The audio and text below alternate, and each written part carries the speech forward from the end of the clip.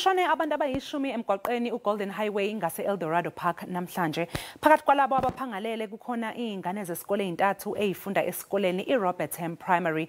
Kulengozi kushayisane itekisi kanye nemoto encane. Bekungakacaci ukuthi ngempela kube yini imbangela yalengozi. Umnyango wezemfundo esifundazweni uthi udumele kakhulu ngalesi sigameko, kanti obambe njengowengamele ezemfundo esifundazweni kulindeleke ukuthi avakashele indawo yesigameko namhlanje.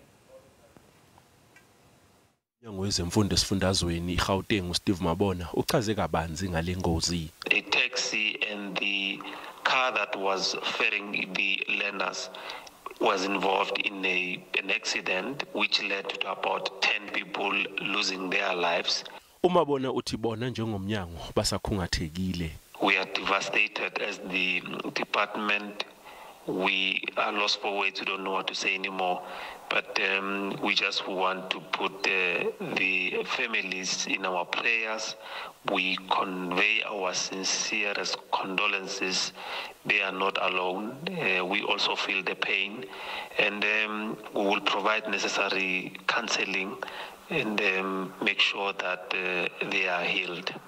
Umnyango wezemfundo eGauteng wawuqala kabi lo nyaka njengoba seyingaphezulu kwama-20 igameko zokuphangalala kwabafundi kanye nothisha esezenzekile selokhu nje unyaka uqalile.